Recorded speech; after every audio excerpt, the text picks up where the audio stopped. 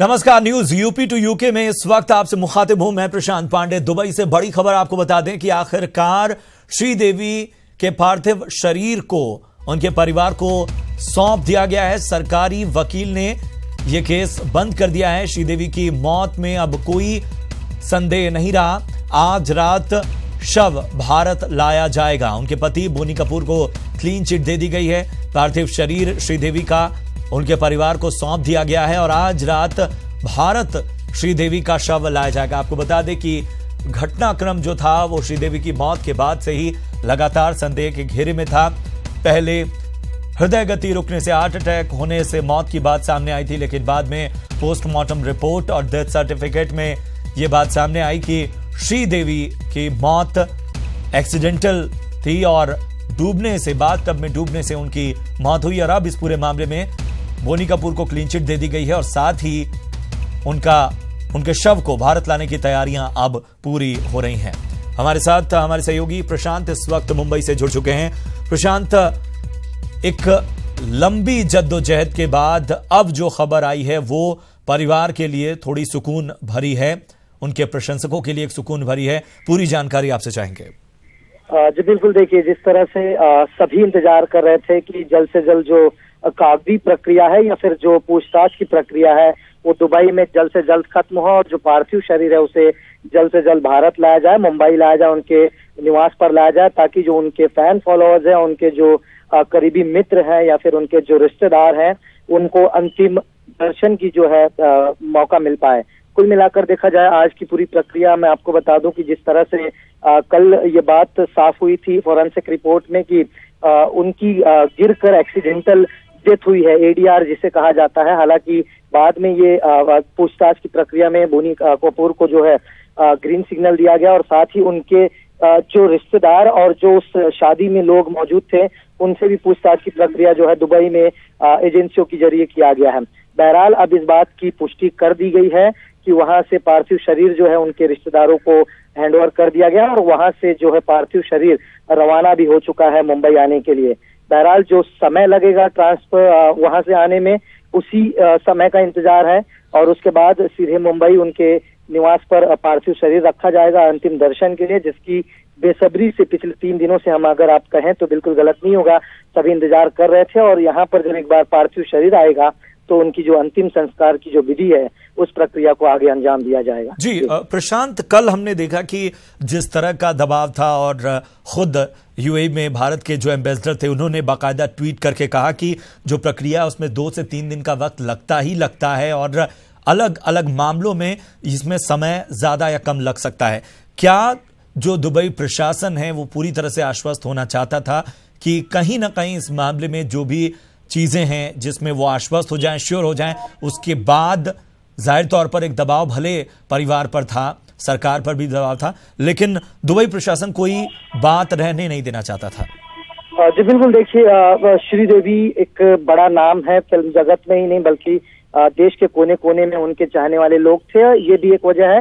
और जांच पड़ताल में कोई भी कुताही, कोई भी लापरवाही जो है एजेंसियां नहीं बरतना चाहती थी। जब फोरेंसिक रिपोर्ट आई जिसमें मौत का वजह जो साफ हुआ कि बत्ताप में गिरकर और डूबने से मौत हुई है, तो इस बात में कोई कमी न रह जाए, जांच पड़ताल में कोई कहीं पर कुताही न बरती जाए, इससे पूरी तरह से संतुष्ट होना चाह रही थी जांच एजेंसी। यही वजह है कि जो कल फोरेंसिक रिपोर्ट के बाद से जांच की प्रक्रिया जो है शुरू की गई एजेंसियों की तरफ से, लोगों से पूछताछ भी की गई और जो कागजी कार्रवाई प्रशांत जी मैं आपको बताऊं तो उसमें वक्त लगता ही है, क्योंकि श्रीदेवी जी का देहांत हो चुका था और उसके बाद जो कागजी कार्रवाई है, जैसे उनके पासपोर्ट को कैंसिल कराना ताकि उनके भविष्य में पासपोर्ट का कोई इस्तेमाल गलत तरीके से ना कर पाए सिक्योरिटी रीजन से, उसे कैंसिल कराना, साथ ही वहां पर डेथ सर्टिफिकेट बनाने की जो प्रक्रिया है उसे बनाना और साथ में जो एजेंसियों को शक था कि कहीं ना कहीं फोरेंसिक रिपोर्ट में जो बात आई है उस पर पूरी तरह से पुष्टि लगा देना, तो पूछताछ की जो प्रक्रिया थी उसे भी पूरी तरह से खत्म कर लेना, ये सारी जिम्मेदारियां जो हैं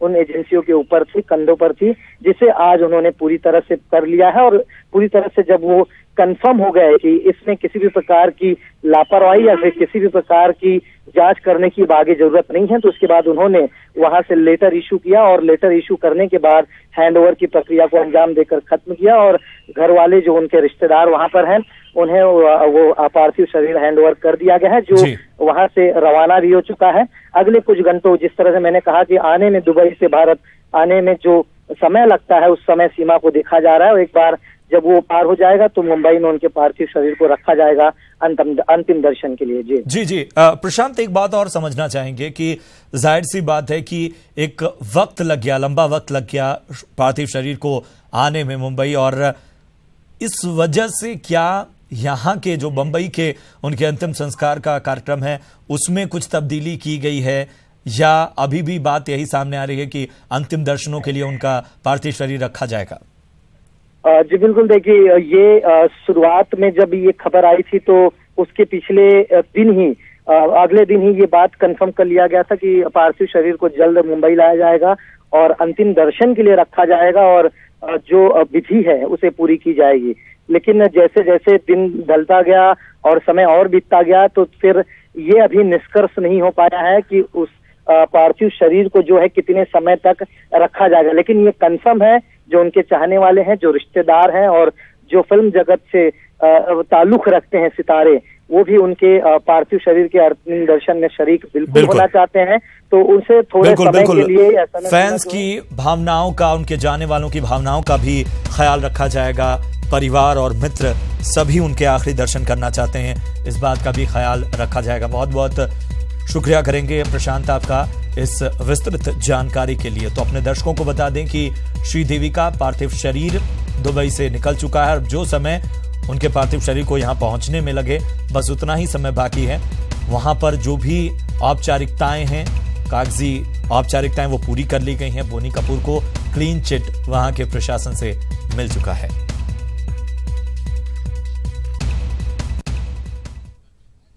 चलिए, गोरखपुर में जनसभा को संबोधित करते हुए सीएम योगी ने कहा कि गोरखपुर और फूलपुर उपचुनाव 2019 के चुनाव का पूर्वाभ्यास, यानी कि एक पहले की एक्सरसाइज हो सकती है। ऐसे में कार्यकर्ताओं को तैयार रहना चाहिए। इसके साथ ही सीएम योगी ने यह भी कहा कि जब से बीजेपी की सरकार आई है तब से प्रदेश का विकास हो रहा है।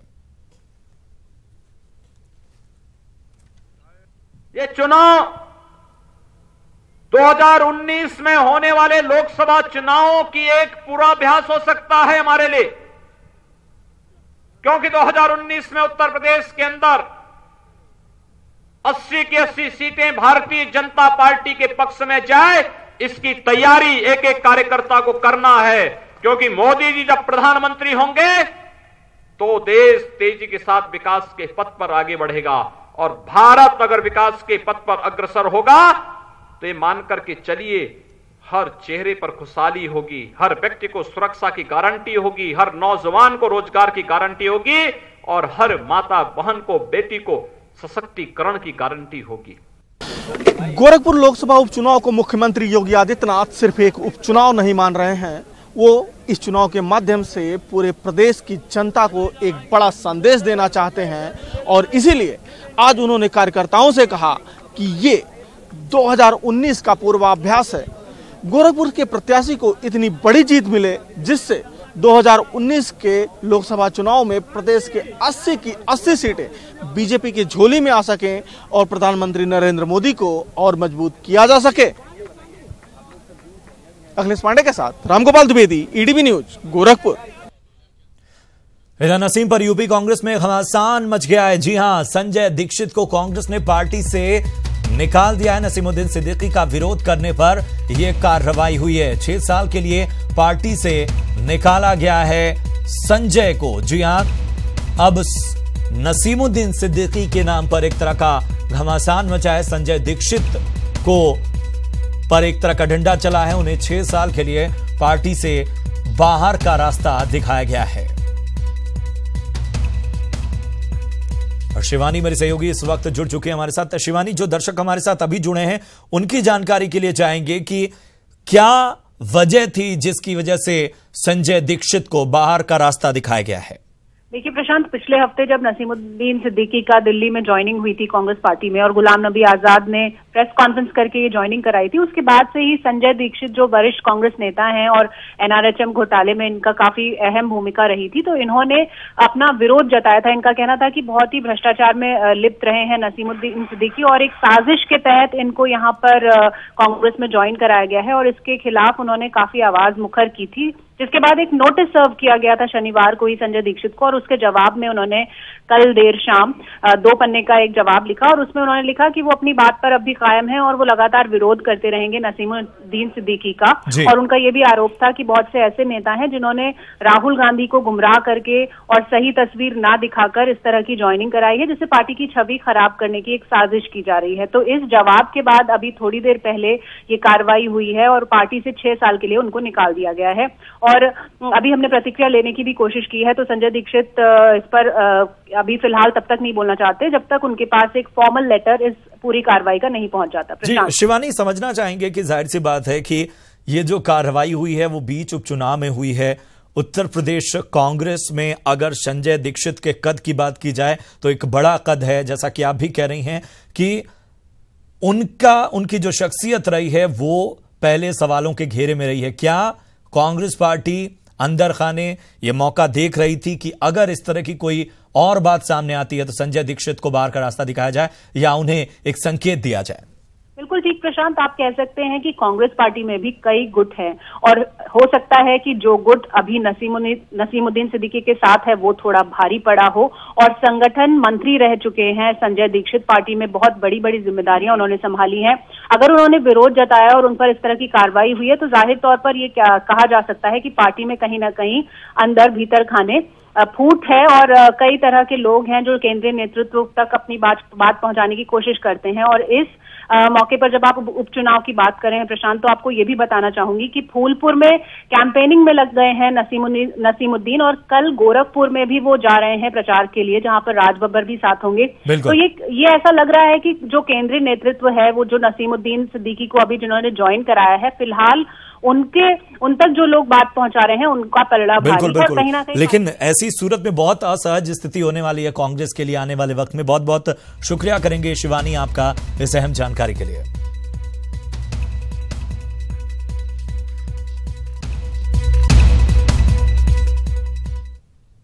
और चलिए वो पृष्ठभूमि आपको बताते हैं जिस पर आज संजय दीक्षित पर कार्रवाई की बात सामने आई है। वो बयान हम आपको सुनवाते हैं जिसमें एक दागी नेता को हमारे अखिल भारतीय कांग्रेस कमेटी के कार्यालय में महिमा मंडित किया गया। ये सब हम लोग की नीति, कांग्रेस पार्टी की नीतियां और विचारधाराओं के खिलाफ है। उनको अंधेरे में रखा हमारे राष्ट्रीय अध्यक्ष को। मुझे विश्वास है जब मैं उनसे मिलकर अब सारी बातें खोलूंगा तो ये जो गलत दुर्घटना हुई है इस पार्टी में, जिससे एक हमारा जो एक टेम्पो बना हुआ था पिछले 6 महीने में गुजरात, वो निश्चित तौर पर इस गलती को सुधार करेंगे।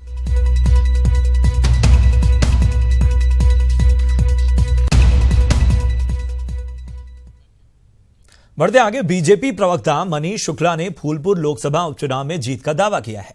इलाहाबाद में उन्होंने कहा कि फूलपुर सीट पर सपा और कांग्रेस दूसरे नंबर के लिए लड़ रही हैं। मनीष शुक्ला ने यह भी कहा कि योगी सरकार और मोदी सरकार के विकास कार्यों को लेकर बीजेपी जनता के बीच जाएगी और उसी आधार पर वोट मांगा जाएगा।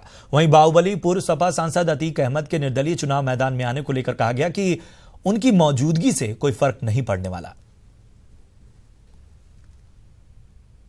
देखिए, फूलपुर में भारतीय जनता पार्टी एक बड़े अंतर से जीत दर्ज करने जा रही है। सपा और कांग्रेस दूसरे नंबर के लिए लड़ाई लड़ रही है।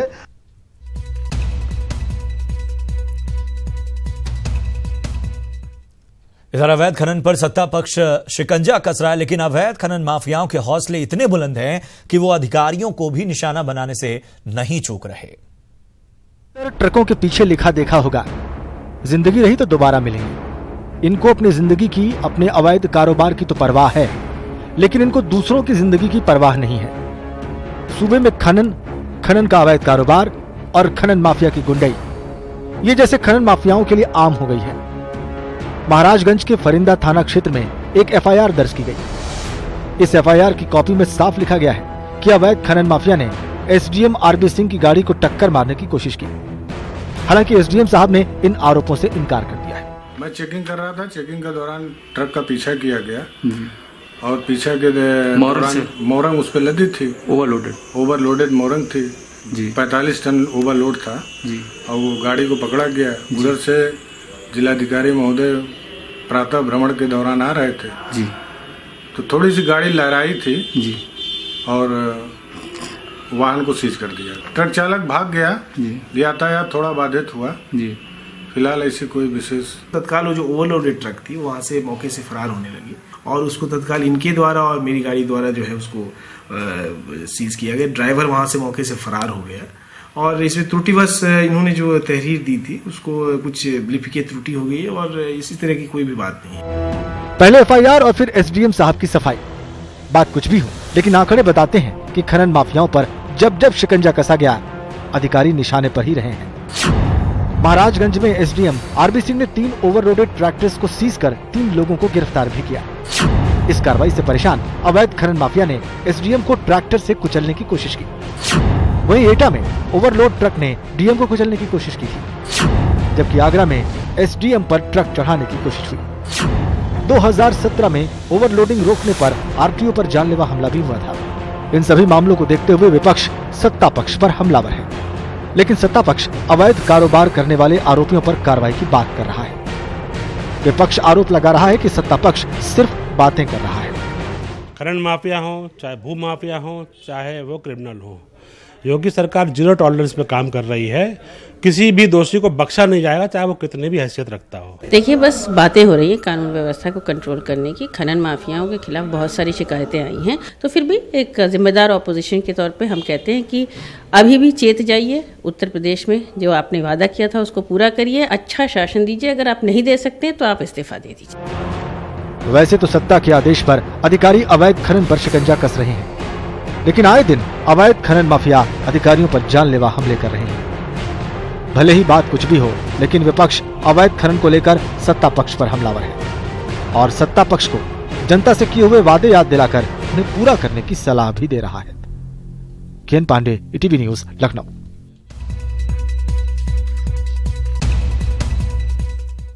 बढ़ते अगली खबर की ओर। सपा नेता ठाकुर राकेश सिंह के घर एसटीएफ और पुलिस ने छापा मारा। यहां से एसटीएफ ने विदेशी पिस्टल बरामद की। इस मामले में एसटीएफ ने कार्रवाई करते हुए राकेश सिंह को गिरफ्तार भी किया है।